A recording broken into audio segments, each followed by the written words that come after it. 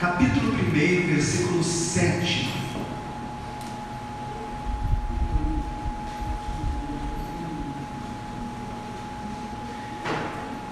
1 Timóteo, capítulo 2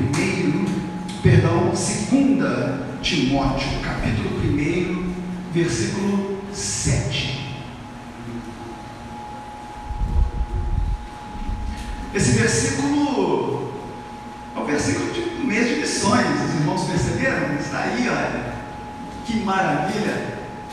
Pois Deus, na minha tradução, porque Deus não nos deu o espírito de temor, em algumas traduções, de covardia, de medo, mas de fortaleza e de amor e de moderação. Eu vou ler ali a tradução que está projetada para que nós possamos, mais uma vez, não precisam repetir, mas apenas meditarem nessa palavra que por si só já nos traz uma mensagem muito profunda. Pois Deus não nos deu o espírito de covardia, mas de poder, de amor e de equilíbrio. Amém? Que coisa tremenda a palavra do Senhor. Que o Senhor abençoe a sua palavra em nossos corações. Irmãos, no mês de missões, Deus tem colocado no meu coração muitas coisas, a começar por esse versículo tão especial da palavra de Deus.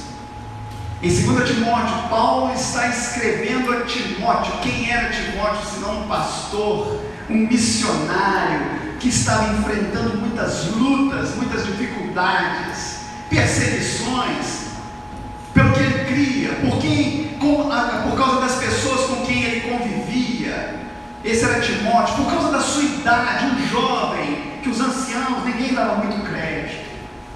E ali está Timóteo sendo encorajado por Paulo. E essa palavra é para mim e é para você.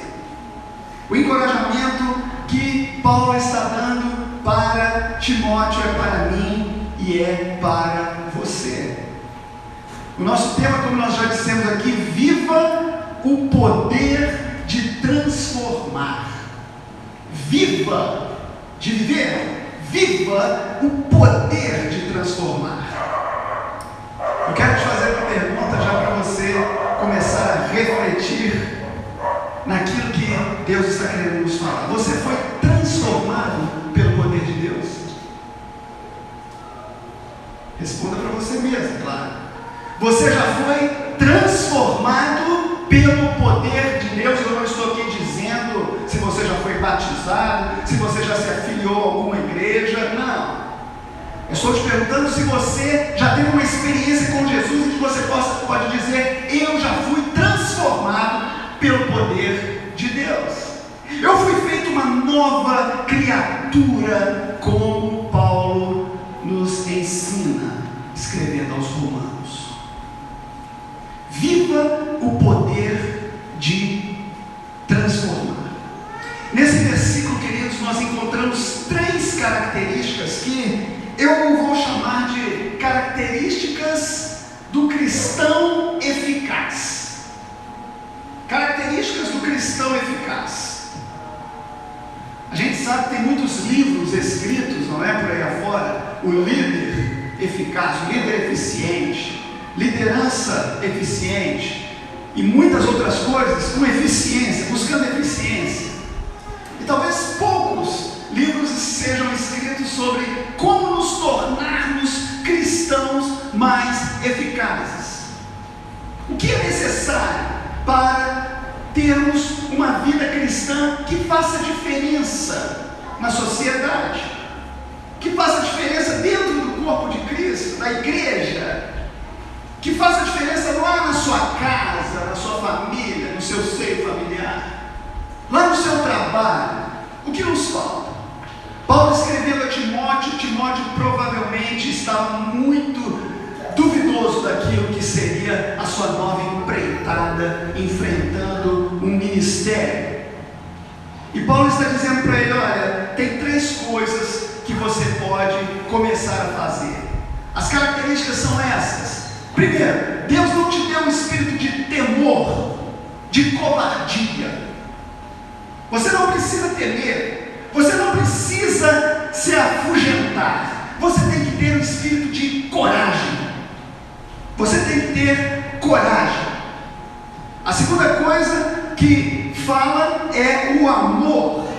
Você precisa ter o amor, está ali no versículo projetado. Poder é o primeiro, de amor é a segunda, e a terceira coisa, equilíbrio, ou em algumas traduções, moderação.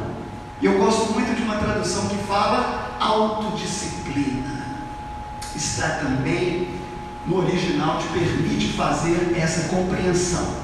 Ou seja, poder do alto, do Espírito Santo de Deus. Lembre-se, eu vos darei poder, virtude do Espírito, quando descer sobre vós o Espírito Santo. Poder do alto. Segundo o amor, sem ele não adianta nada você ter qualquer outra coisa. O apóstolo Paulo também nos ensina isso. E a terceira coisa, equilíbrio, moderação ou autodisciplina, aquilo que eu preciso fazer. Se você se lembra da última mensagem que aqui trouxemos no domingo passado, falando da nossa coroa da vida, uma recompensa para aqueles que perseveram, aquilo que eu tenho que fazer, que o Espírito Santo não vai fazer, ele vai fazer através de mim, mas eu preciso também me esforçar. É o que Paulo está dizendo para Timóteo. Hoje em particular nós vamos falar da primeira característica do cristão eficaz, o poder. Irmãos, acho que todos nós, já tivemos um herói na infância. Digo aqui herói mesmo da ficção, do mundo da ficção. Alguns adultos têm até hoje, aquele herói favorito, não é verdade? Eu tive, creio que muitos irmãos tiveram, não é? O que é um herói fictício, senão aquele que tem poder, não é? Só que você já reparou que até mesmo a coisa é tão envolvente que os heróis, eles passam por uma transformação antes de exercer o seu poder, sim ou não? Pense bem, a maioria dos heróis, posso citar aqui nominalmente, sem entrar no mérito técnico, mas o próprio Super-Homem, talvez o mais conhecido, aquele jornalista pacato, usa um óculos, meio bobão, e de repente, quando há uma iminência de um perigo, ele se transforma, e ninguém mais o reconhece, porque agora ele está imbuído de poder. E assim tantos outros, não é? Homem-Aranha e tantos outros. Há uma transformação que também no mundo espiritual é uma realidade que nós precisamos passar para experimentar o poder de Deus em nossas vidas. Há também uma transformação que nós precisamos passar para experimentarmos o poder de Deus na nossa vida. Os heróis da infância são apenas uma ilustração.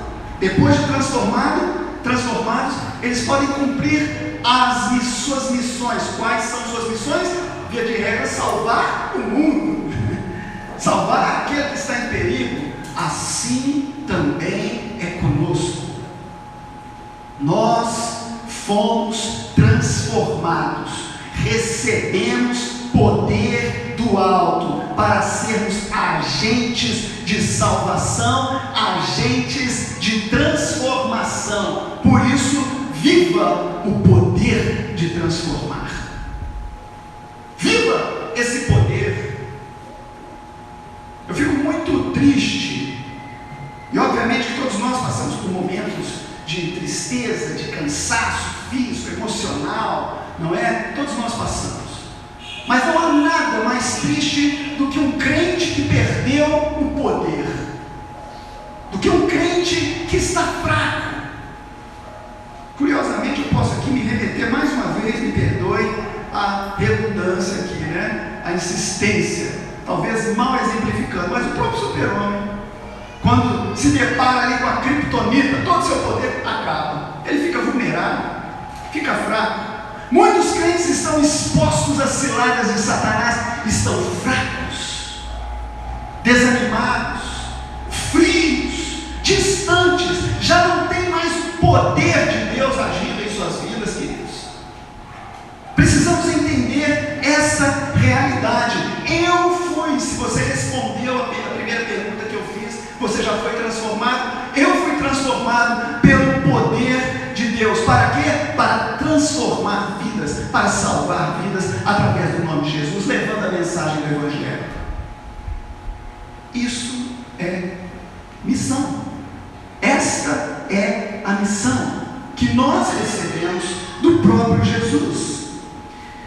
O apóstolo Paulo exemplifica isso muito bem. A questão da transformação, da metanoia, que o apóstolo Paulo escrevendo aos Romanos capítulo 12, fala da mudança de mente, metanoia, mudança de mente, que é preciso acontecer com todos aqueles que têm uma experiência com Jesus. Porque muitas vezes romantizamos a nossa conversão, não é? Um dia em que eu levantei a mão, que eu chorei, que eu vim à frente, o pastor pregou, tal. Não é isso. Isso pode ser assim, um marco. Eu lembro da minha conversão, ainda criança. Mas não é tudo. Ali foi apenas o primeiro passo. E o apóstolo Paulo está dizendo que nós não podemos mais agora nos conformar com este mundo, ou seja, tomar a forma desse mundo, mas sermos transformados. Gálatas 2:20 está nos dizendo: já estou crucificado com Cristo. Paulo dizendo: e vivo não mais eu, mas Cristo vive em mim. E a vida que agora vivo na carne, essa vida aqui, ó, que eu estou vivendo, eu vivo na fé do Filho de Deus, Jesus, o qual me amou e se entregou a si mesmo por mim. Que coisa tremenda, queridos. A verdadeira identidade do cristão é Cristo. A verdadeira identidade do cristão é Cristo. Nós nos transformamos em quê? Senão a imagem de Cristo Jesus. É isso. A cada dia, como Paulo diz, a cada dia eu caminho para aquele alvo, até chegar à estatura, o tamanho certo de um varão perfeito. Chegar à perfeição em Cristo. É óbvio que esse processo nós chamamos de santificação, que a cada dia nós caminhamos, tropeçamos aqui, caímos ali, mas o Senhor nos dá do seu poder, do seu Espírito para prosseguirmos. Isso é que é tremendo, se cada um de nós puder experimentar. Então, Gálatas 2:20, Paulo está dizendo: olha, eu já estou crucificado com Cristo, eu não vivo mais, mas Cristo agora vive em mim. Ah, pastor, isso é só para o apóstolo Paulo, não é para mim, e é para você viver o poder transformador de Jesus.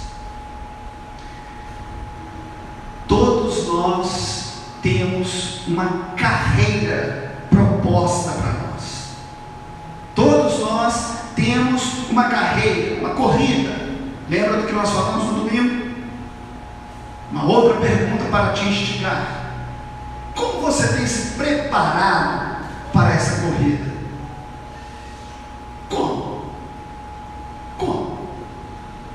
Recentemente um dos nossos irmãos teve que se preparar para uma prova física muito exigente, muito arrojada, e ele se preparou e foi bem sucedido, mas teve que se preparar, caso contrário não seria aprovado. Preparação. Você se prepara muitas vezes para conseguir algum emprego, se capacita, estuda.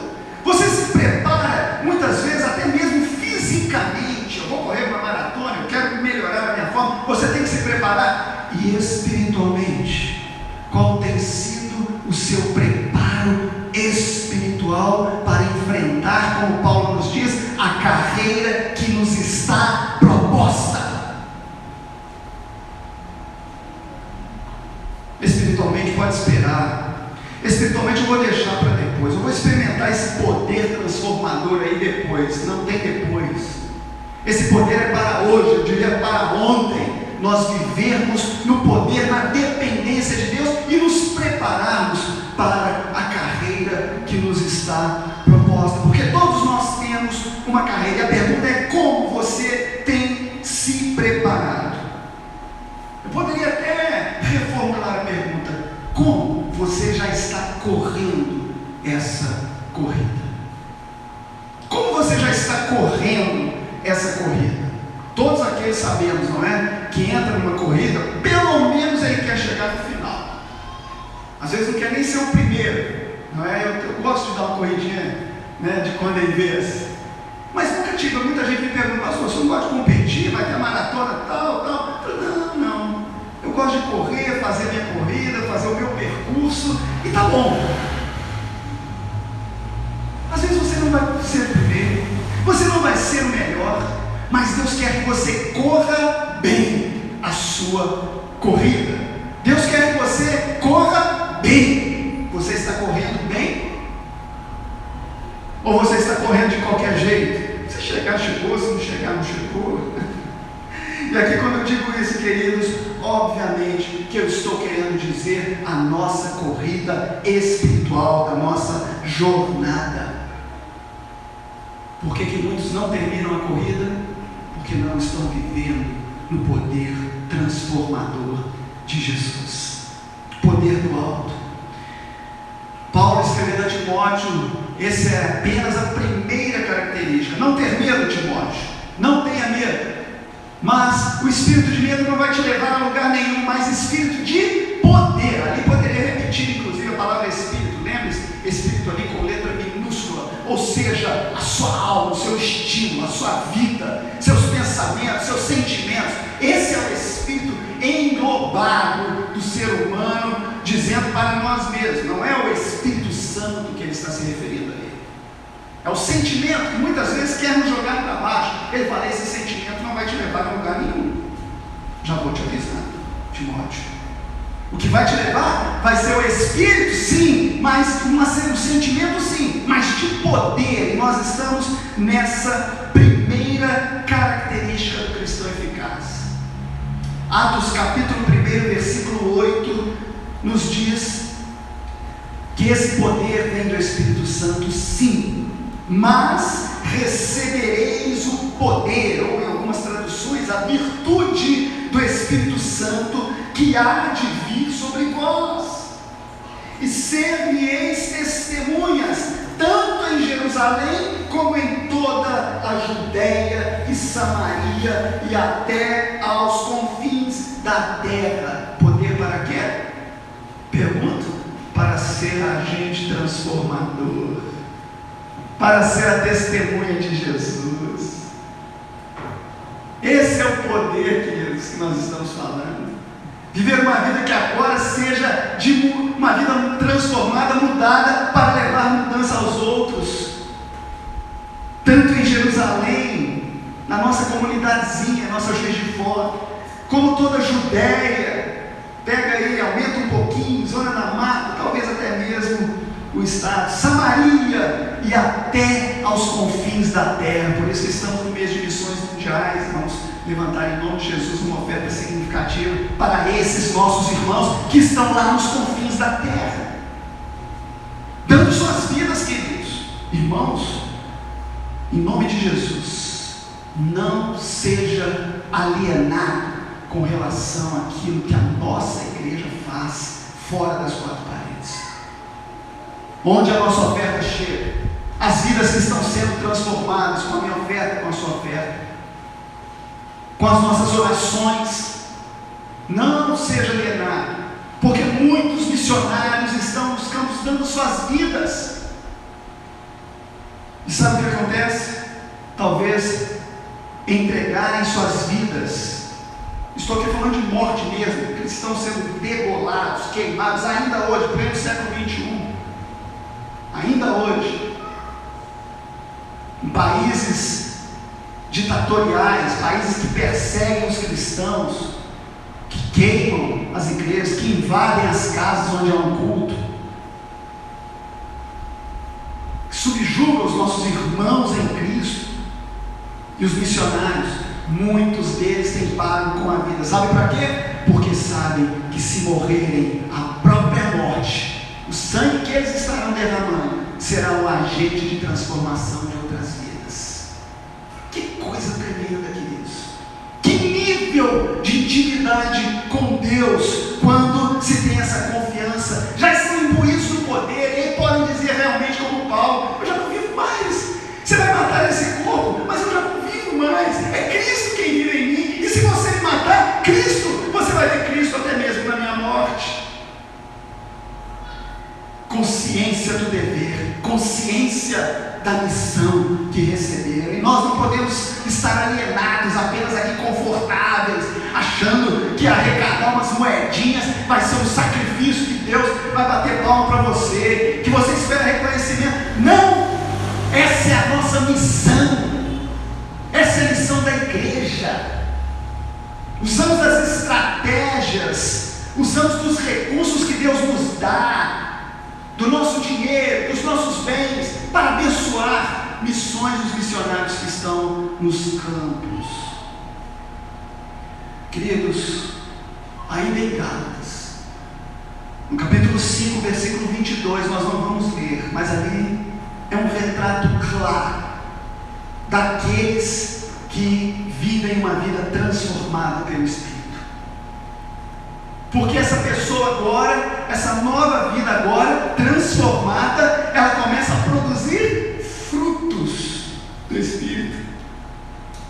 E a lista está lá para você ver. Aliás, eu quero encorajar a toda a igreja, como eu vou fazer, ler esta lista pedindo ao Espírito Santo que me mostre aquilo da lista que mais falta em mim, ou talvez até que eu nem tenha. Talvez eu nem tenha. Lá está, os frutos do Espírito que precisam ser produzidos em agora quem tem a nova natureza de Cristo. Alguns frutos ali, irmãos, se nós fôssemos uma árvore, talvez estaríamos sem fruto nenhum dela.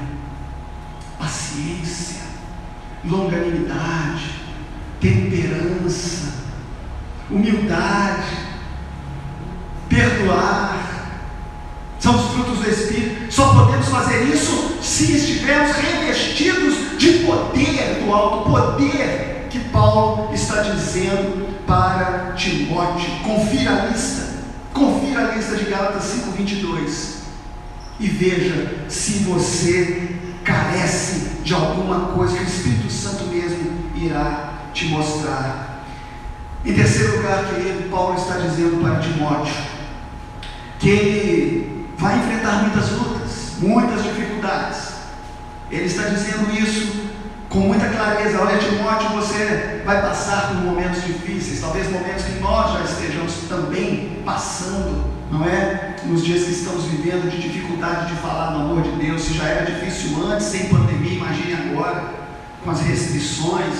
Muitas vezes achamos agora normal apenas nos protegermos, não é? Do vírus mortal que está aí, mas tem pessoas morrendo espiritualmente, indo para a morte eterna sem Cristo Jesus.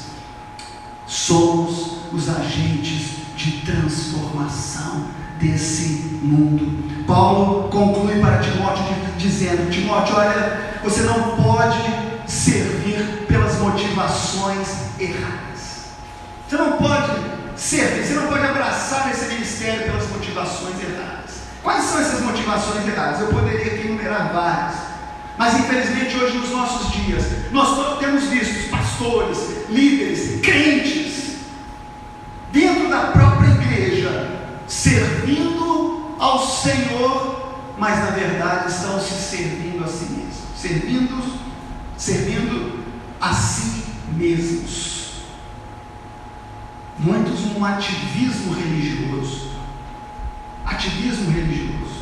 Não, que eu tenho que fazer, na igreja eu tenho que fazer, senão o pastor me cobra, o irmão meu líder me cobra, eu tenho. Não, se você não fizer para Jesus, não vai fazer para mais ninguém. Servindo por ativismo religioso. Muitos servindo, infelizmente, por dinheiro, por ganância de poder. Não, essa igreja aqui ela tem que crescer, ela tem que expandir, porque afinal de contas, o que mais conta é o poderio, é o poder econômico. Infelizmente, muitos líderes cegos com esta ganância. E Paulo já alerta a Timóteo: não, Timóteo, faça por amor, que é o tópico que nós vamos falar no nosso próximo encontro. Faça por amor, Timóteo. Não faça pelas motivações erradas. Reconhecimento, eu preciso de reconhecimento. Eu fiz, ninguém falou nada do que eu fiz, ninguém me deu reconhecimento. Não queira reconhecimento. Reconhecimento só do alto. O que você faz aqui, querido, não espere que ninguém vai bater palma para você. Não, porque você agrada o coração de Deus, você alcançou o seu objetivo. Orgulho, não estou dizendo apenas aqui dentro da igreja, irmãos, estou dizendo na minha vida em particular. O que eu faço, eu preciso da proeminência, eu preciso do destaque. Não, aconteceu isso, o pastor fez aquilo, o irmão fez aquilo outro. Um orgulho. Precisamos nos despir dessas coisas se quisermos ser cristãos eficazes. Cristãos eficazes. Poderia enumerar várias motivações erradas, mas eu quero mostrar duas motivações certas. Duas motivações que o próprio Jesus nos ensinou. Duas motivações para você ser transformado, começar a ser transformado e ser um agente de transformação e viver o poder de transformar.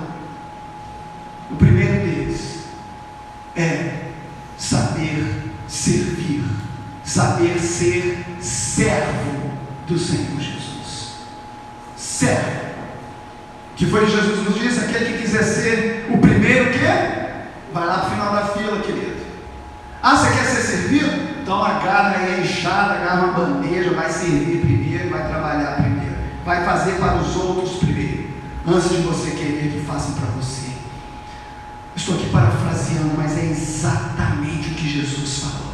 Você quer ser grande, né? Você quer ser grande? Então seja o menor.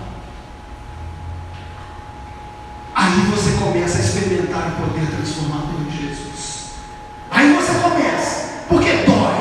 Ele vai te moendo, Ele vai te mostrando aquilo que você precisa ser quebrado, transformado. Aquela linda borboleta, né, que nós todos vemos, um dia foi o quê? Uma lagarta. Pagou o preço. Pagou o preço da transformação para chegar aonde chegou. Assim somos nós, queridos. Já queremos estar bonitinho. Não, nós temos que sim pagar um preço. Sermos transformados à imagem de Jesus a cada dia. A cada dia. Aí sim tudo vai passar a fazer sentido. O meu trabalho já vai ter uma outra perspectiva. Os meus relacionamentos, os pecadinhos de estimação já começam a me incomodar, porque agora eu estou sendo transformado à imagem de Jesus. Dói, machuca. Muitas vezes temos que ser moídos, mas é a palavra que nos ensina assim. É a palavra que está nos ensinando. Eu quero concluir com dois versículos. Perdão, queridos, eu falei que quero te dar dois motivos, não é? Duas motivações corretas. A primeira delas é ser servo, servir ao meu próximo, servir a Jesus, servir no reino de Deus, servir na igreja. Essa é uma das motivações corretas. A segunda, bem parecida com essa, também o próprio Jesus nos ensina, é buscar primeiro o reino de Deus. Duas motivações apenas. Buscar primeiro o reino de Deus. Você tem buscado primeiro o reino de Deus?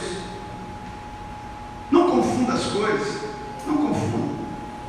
Estamos aqui falando de uma busca espiritual. As coisas do alto, a mudança, a transformação. É isso que eu tenho que buscar primeiro. Antes de qualquer outra coisa. Buscar primeiro o reino de Deus. Por quê? As demais coisas nos serão acrescentadas. Mateus 6,33. Buscar primeiro o reino de Deus. Essa é a motivação correta. Você está buscando quem? Agradar alguém? Está buscando o quê? Ganhar alguma coisa? Busque primeiro o reino de Deus e a sua justiça, e as demais coisas nos serão acrescentadas. Eu concluo. Atos 19, capítulo 19, versículo 2 nos diz, uma passagem em que Paulo pergunta a alguns crentes. Ele faz uma pergunta e eu quero te fazer essa pergunta esta noite para concluirmos. Atos 19, capítulo 2, eu vou pedir que seja projetado. Atos 19, 2.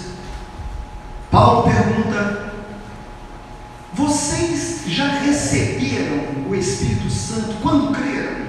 No dia que vocês creram em Jesus, vocês já receberam o Espírito Santo? E eles disseram-lhe: nós nem ainda ouvimos que haja Espírito Santo. Nós ainda nem ouvimos, sabemos nem quem que é. Talvez essa seja a resposta que nós estamos dando inconscientemente. Quem é o Espírito Santo na sua vida? Pastor fala lá de vez em quando, né? Que é uma pessoa, terceira pessoa da Trindade, mas ainda não. Se você ainda não sentiu o poder transformador, você está respondendo também com essa pergunta: quem é esse Espírito Santo? Nunca recebi esse poder. Você acha que essa pergunta é em vão? Ela está aqui para enfeitar o livro de Atos? Não, está aqui para refletirmos quem você recebeu no dia que você falou: eu creio em Jesus. Você recebeu o poder do alto? Recebeu essa virtude? Ou você está ainda dizendo: ainda parece que falta alguma coisa, ainda não recebi do Espírito Santo na minha vida? Você está se sentindo fraco, querido? Está desanimado? O que eu vou ler aqui para vocês, 2 Coríntios 12, 9, é Deus falando agora ao seu coração. Estamos falando de poder, não é?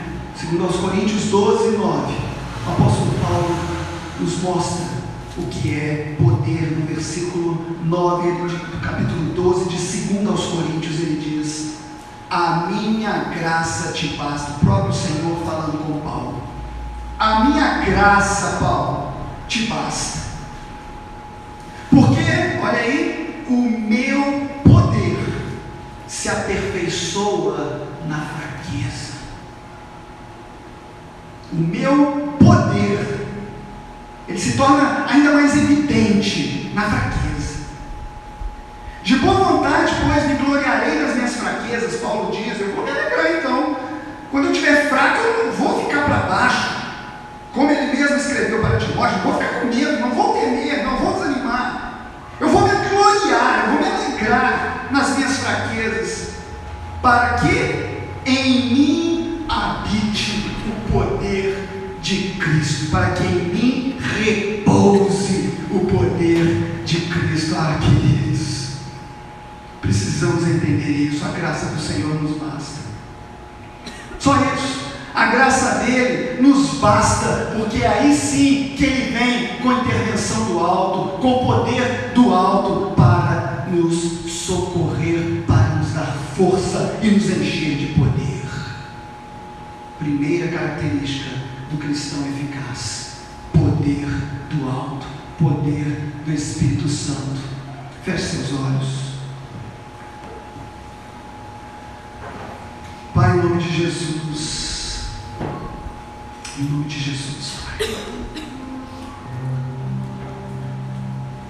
nós acabamos de ouvir a Tua palavra, que inúmeras vezes nos encoraja,